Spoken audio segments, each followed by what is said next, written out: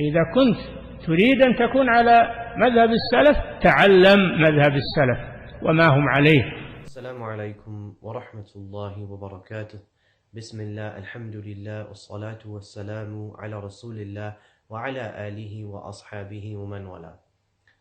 I want to address the sisters in particular in this reminder. And before I do so, I just want to remind you that the Prophet sallallahu alaihi wasallam, it was from his sunnah to occasionally go and address the sisters directly. And so we shouldn't become infected with the disease of feminism. Oh, why aren't you reminding the brothers? Why aren't you addressing them? Why don't you speak to them? And really this is something which I'd like to get out of the way before we begin. Barakallahu feekum. With regards to the reminder today, Ikhwani Fillah, then I want to talk about the correct hijab and what we see of sisters falling into major errors and falling into sin with regards to wearing the headscarf and observing the correct hijab. Sadly now what we see is that the headscarf has, or the hijab as many people know it, it has become a fashion accessory such that we have entire YouTube channels and thousands of tutorials teaching people how to make the hijab fashionable and various ways of wearing the headscarf or tying the headscarf, how to look glamorous when you are wearing it, and others besides that.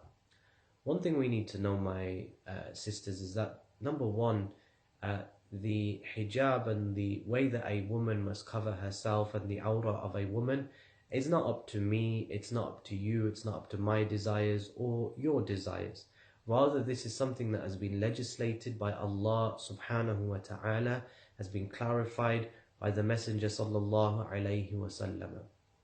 Therefore, there is no room for anybody to come today and say, it's okay, for example, for my ears to be on show, it's okay, for example, for my neck to be on show, it's okay to wear a headscarf and then have my ankles on show, or my shins, or even my feet on show. All of this is something which is forbidden, and this is something which you will be sinful for.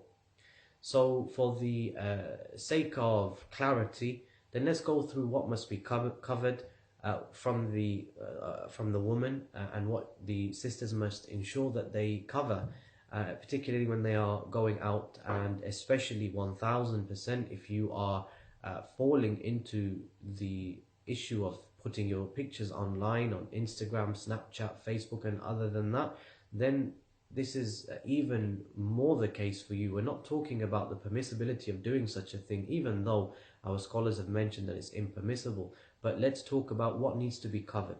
So the hair needs to be covered, and the ears need to be covered, and the neck needs to be covered, and the chest needs to be covered, and of course everything below that needs to be covered, including the ankles and the feet. They need to be covered as per the ahadith of the Messenger sallallahu alaihi wasallam. Sisters, what this means is that you can't wear a headscarf and then have your neck on show. You can't wear a headscarf and then have your favorite pair of earrings dangling down out of your headscarf. You can't wear a turban style hijab, okay? Note, the only women in this dunya who wear turban style or turbans on their heads, they are the Sikh women.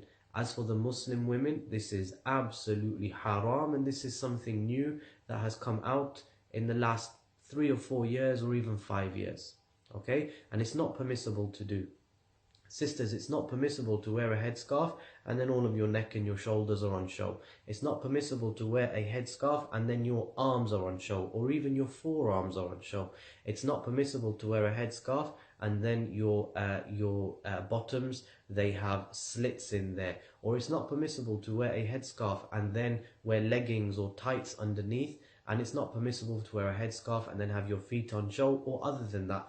All of these things are from the things that a Muslim woman, she must cover up.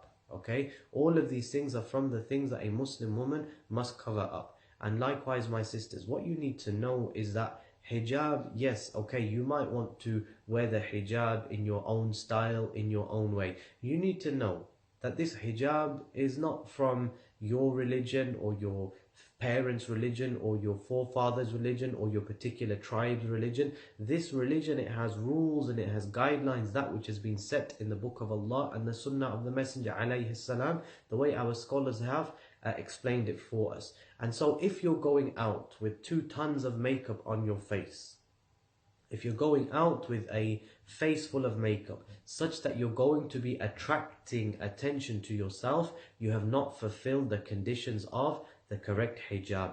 Likewise, wearing everything, even if you are fully covered from head to toe, and then putting on a lot of perfume, again, this is something which contradicts the correct hijab. And so, you know, sisters, they will be feeling upset with this. They'll be saying, you know, you're a chauvinist. You want us to cover, you want us to wear a black bag from head to toe, etc. And so this shows a disease in your hearts. This shows a disease in your hearts where you fail to submit to the Book of Allah and the Sunnah of the Prophet sallallahu alaihi wasallam. And sadly, we find today people, you know, hoarding around these 21st century muftis where everything is permissible, no problem. And they are stripping this religion of its great and classical legacy, and they are doing this just to fit into the West. Sisters, please, you have to fear Allah Jalla wa Ala with regards to wearing the correct hijab. And as I mentioned, don't for a second try to look at your own weaknesses and then say, but this is okay. It's better for you to say, look, I have this weakness where I wear the hijab and I wear too much makeup. But this is a weakness, but I know that this is haram. It's better for you to do that and to make tawbah to Allah. But the second that you try and come out and say, yeah, the turban style hijab, no problems, keep your neck on show, no problem. The second you try and say that something like this is halal, you're falling into very, very dangerous waters. Okay, and it may, and you know, sometimes to make something halal which Allah has made haram is an act of kufr akbar. Okay, and so what I'm trying to get you to see, fear Allah with regards to your tongues. Don't speak about an affair which you have no knowledge of. And you're not going to find, you know, the softy lofty muftis talking about this, because the majority of their followers are the sisters. And so, you know, the doctor, sometimes he gives you an injection or sometimes he gives you a medicine, and that medicine is sour, but it needs to be sour in order to cure your illness by the permission of Allah. And so if I was saying something and everything that I always said was always sweet, then you know there's a problem with me. You know that there's a problem with the things that I'm saying, because I'm not telling you what you need to hear, I'm telling you what you want to hear. But as for now, I'm telling you what you need to hear, inshallah. And that is that the things that we see on Instagram, not the correct hijab. The things that we see in the high street stores with all the colorful hijabs, not the correct hijab. Sisters, if your hijab looks like it's just escaped from the zoo, yani it looks like you've just skinned a zebra, or your hijab looks like it's just run out of the cheetah's enclosure, then you know that this is not the correct hijab. If you look like the botanical gardens and you've got flowers growing on your hijab, this is not the correct hijab. If your hijab is sparkly and has got diamantes and all sorts of other stuff on it, this is not the correct hijab. The purpose of the hijab is not to beautify you further. Rather, the purpose of the hijab is, number one, obedience to Allah and His Messenger sallallahu alaihi wasallam upon their commands, the way the companions understood it, radiyallahu anhum. And it's so that you don't attract more attention to yourselves. And now even the non-Muslim men, they have started to take a liking to our hijabi sisters because of the way that they have beautified themselves. So sisters, this brief reminder, fear Allah subhanahu wa ta'ala with regards to your hijab, and don't play with the deen of Allah subhanahu wa ta'ala. If you have a weakness, admit you have a weakness. Don't try and make this from the religion. Don't talk from your whims and your desires.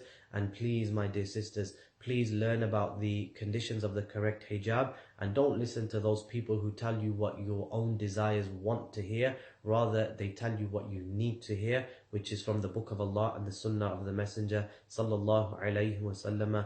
Ultimately, Allah subhanahu wa ta'ala knows best.